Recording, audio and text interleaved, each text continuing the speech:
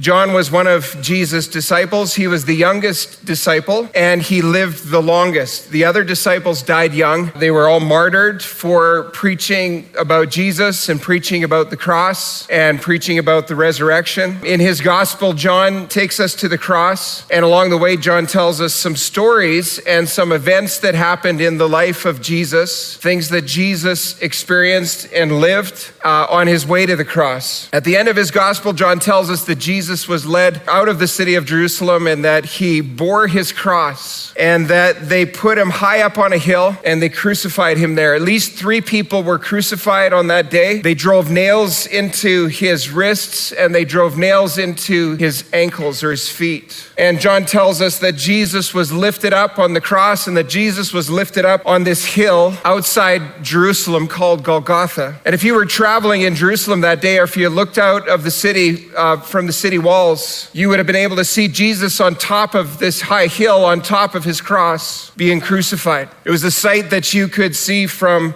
a distance. The King of the Jews being crucified. So at the end of John's gospel, Jesus is lifted up on a cross on top of a hill so everyone can see him.